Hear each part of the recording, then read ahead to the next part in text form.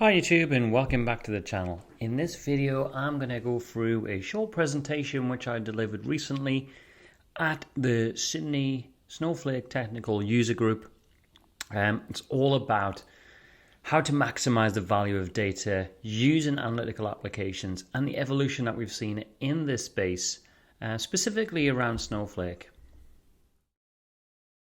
Basically now, data is not a back office operation anymore.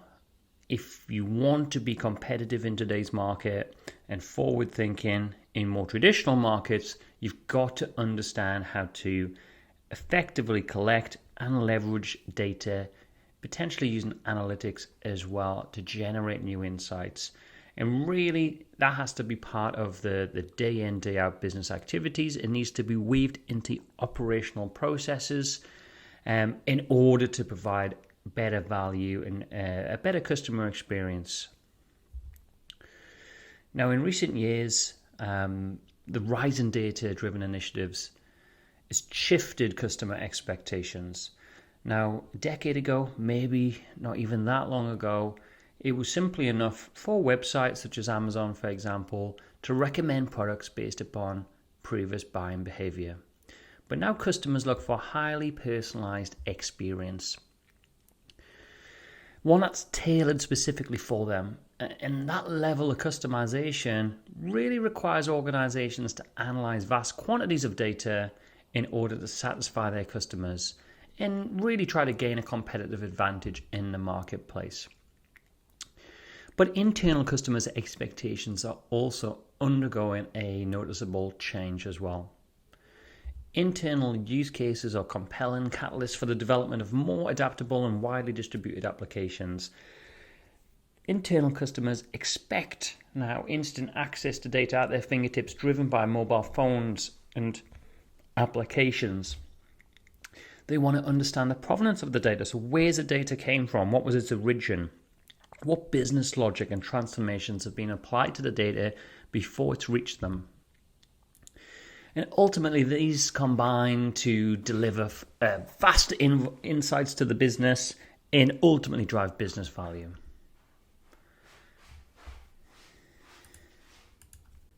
And so now let's just talk about something called the wave of innovation. And it looks something like this. Now, back in 2012, the first kind of what we call today the modern cloud data platform really kicked off with Redshift. And that set off a chain reaction of really new technical capabilities to hit the market. So if we look at what came along shortly after that in this period of the wave of innovation, we've got Fivetran in 2012, Stitch in 2015 forming part of the ingestion capabilities. We then had Databricks in 2013, Snowflake a little bit later in 2014 came to the party. dbt from a transformation element came along in 2016. But I firmly believe if you kind of fell asleep in 2017 and woke up just last year, really you wouldn't have noticed any real difference in terms of processing and data analytics in the cloud. There won't be a paradigm shift or step change to see. It's really been an advancement and an evolution of those existing technologies and capabilities. But what's next? So now we're probably at the start, largely driven by Gen AI and LLM, really at the start of a new wave of innovation. And so in response to this kind of new important trend, I think that we'll kind of start moving into the application space. And the modern cloud data platform now has evolved over that period of time to really position itself at the forefront of being able to enable this innovation. And really that kind of drove us to kind of collaborate, myself, O'Reilly and Snowflake, on a recent ebook that we released called Designing a Modern Application Data Stack. And basically it's tech agnostic, it's not Snowflake specific, it's available as an ebook to download completely free on the Snowflake website. I'll provide a QR code a little later if you want to scan that with your mobile phone and be taken directly to the link for your convenience. But really now we've got new capabilities in these modern cloud data platforms. It allows you to share data and applications externally and internally. And really we are at the start of another big wave of innovation where we're going to see a lot of new technologies come to the market and advancements in the field. Now, as companies continue still, even today, move from on-premise infrastructure to the cloud, they gain several benefits. So they get access to virtually unlimited compute resources. That comes alongside with improved reliability, availability in the cloud through redundancy and multi-cloud setups, elastic scalability, so being able to scale up and also down on demand as your needs change as a business, and improved security and services in that space. And ultimately, this gives you the ability to strike a optimal balance between performance and costs. But this now is really old news, and lots of organizations in recent years have either made that move to the cloud and started to realize some of these benefits, or other companies who have been more risk averse are really starting to get comfortable with the benefits and the value that can be gained from moving to the cloud and have started to embark on that journey. So why exactly is a modern cloud data platform today a great fit for data-driven applications? Well, there's a few reasons that I call out on this particular slide. Elastic scalability at the top. So that allows your cloud data platform to grow with you. The barrier to entry is that much lower now because of the consumption-based licensing model, so you can pay as you go. And so you can start quite small with minimal investment. But as your company grows in terms of scale and number of customers and products, for example, handling those future data needs now without compromising performance or incurring excessive costs becomes a reality. We've got reduced operational overhead, and most modern cloud data platforms now are SaaS-style platform, meaning that it's basically a managed service from an infrastructure and software perspective, and it just works out the box. So that means that technology vendors now will handle hardware and software maintenance, updates, patching, security, etc. And that allows your teams to really be focused on adding business value rather than maintaining and keeping the lights on for the technology stack that you have. We've then got near real-time processing. So now modern cloud data platforms, they should really include processing services that can handle both batch, micro-batch and continuous data streams, which can perform real-time analytics and trigger immediate responses. We've got availability, so cloud has baked into it really a set of redundancy, and that goes for infrastructure and data, where your data is typically copied to at least one other, if not two other availability zones.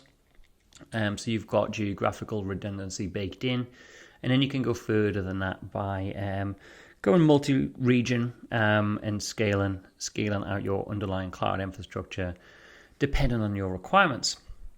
Finally, monitoring and alerting now. So a cloud data platform, you could now expect it to capture logs and metrics and send notifications when certain thresholds are reached or significant events occur. So you can respond reactively, ideally before your customers come along and tell you there's a problem. So with that, let's just touch upon some best practices about building a scalable application. And this just covers the top line of some of the messages and some of the detail that we go into in the ebook. The first one is horizontal versus vertical scaling. And this allows you then to basically scale up and down with zero downtime to cater for different demands and different workloads on the fly.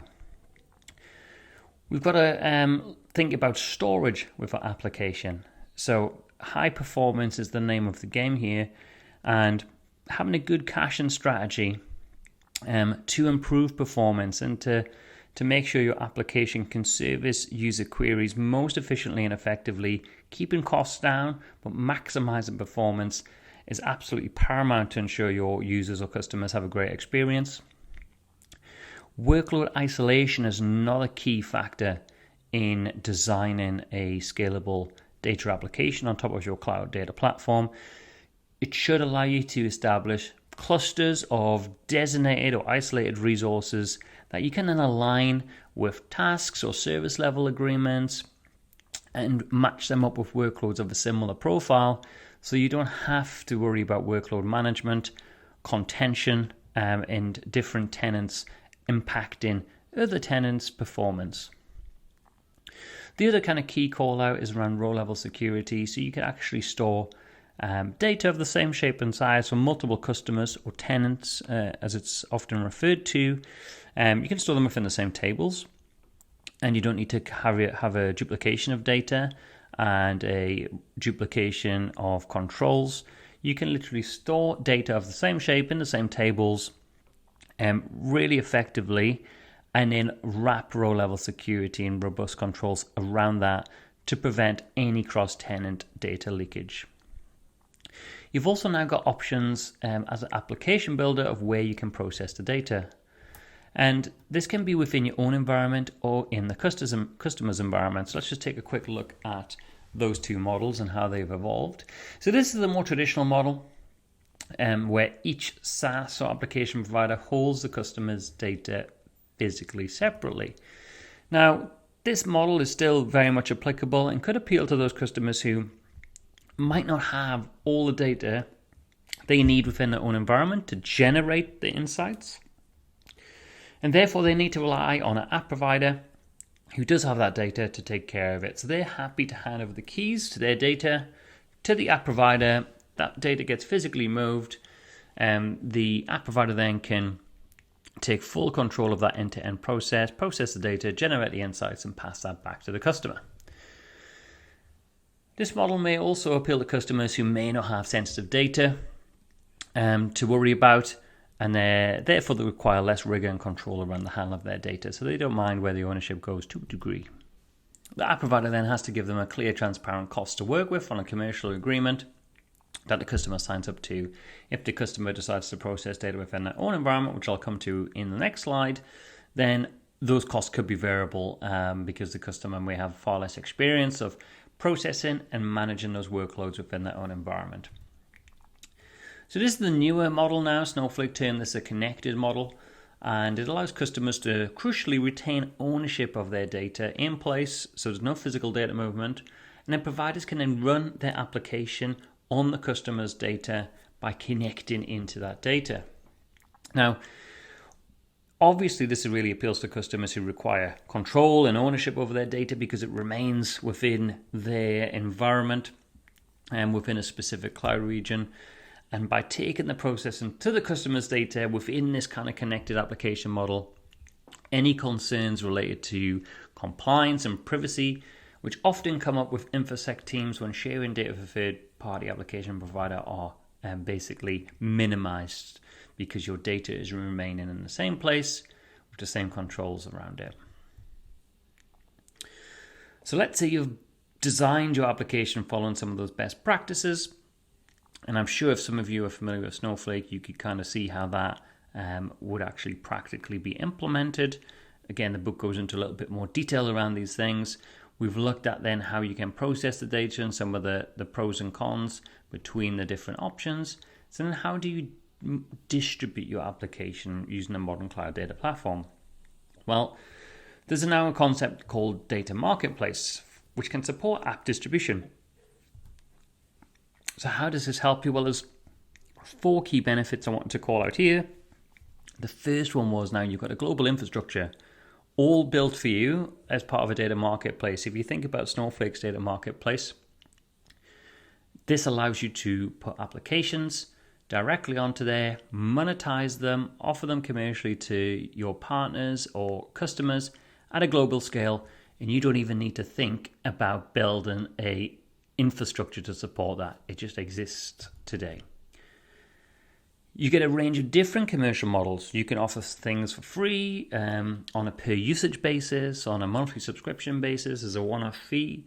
So you're able to kind of choose what best suits your business model.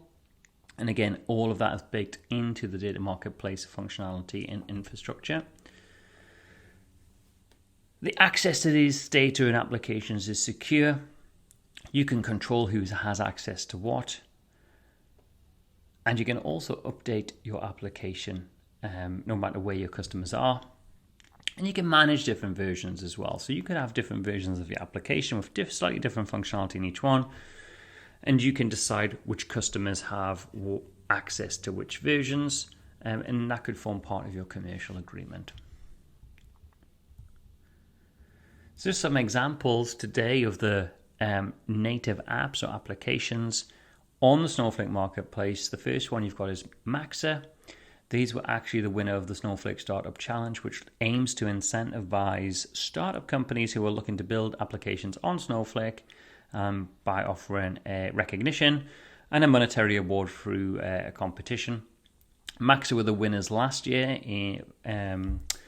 This year in 2023, Maxa were the winners. They automate financial and ERP reporting and analytical insights. Often finance teams struggle with a copious amount of Excel spreadsheets and end-user computing. Maxa looks to alleviate this by having an application running on top of Snowflake that can automate a lot of those out of the box. We've also got Mapbox, which uses GIS data and geography data along with AI, to basically provide location technology for a range of industries from the auto industry to logistics. We've also got Altgear Solutions. They've featured on my YouTube channel before, specifically the Costnomics application, which looks to look at your Snowflake environment and try to optimize it with a view of saving you money or making the money you spend as efficient as possible within your Snowflake account. And then finally, a shout out for my friends here in Australia, the Chris and James from Omnata. They've built a really good integration tool between various SaaS tools such as Salesforce into Snowflake, saving you time, money, and effort in terms of building and deploying those pipelines yourself. So if you're interested in any of these applications, by all means, take a deeper look into them. Just want to end on a couple of forward-looking points. So I really like this quote by Peter Evans Greenwood. Basically, this quote is sort of saying, in the last 20 to 30 years, the evolution of technology is moved on from something that you can Google easily and just learn to the point where it's just not enough to learn anymore. You've actually got to be able to do these things and execute them without necessarily taking years to learn technical skills. So imagine if you're a data engineer or solution architect out there, imagine trying to build an application 10, 15 years ago without the modern cloud data platform beneath it. You'd have to have certain specialist skill sets other than potentially the ones that you needed on your day-to-day jobs, such as SQL and data manipulation and understanding of all the concepts around that. Now, however, the technologies almost came towards you by opening the door for you to leverage your existing skills to build applications in place where the data lives without necessarily needing to learn new niche skills. And then, how hard would it have been if you managed to build an application 10 plus years ago and then tried to distribute that at scale? Again, all of these capabilities and have evolved over time in the modern cloud data platform. And this diagram of the Snowflake's areas where it's evolved, everything's here today. So everything is here for you to go away and build a native app today with these tools, with your existing skills, with a little bit of learning and exposure to seeing how these things work. It's all here, so you should really give it a go if you're interested in this. Here's the QR code. I'll leave it on there for a second, so if you want to pause that, then great. But hope you got some value from this video. If you did, please please subscribe. New videos coming soon, and if there's anything else you want to see, please don't forget to drop a comment below. Thanks so much for watching.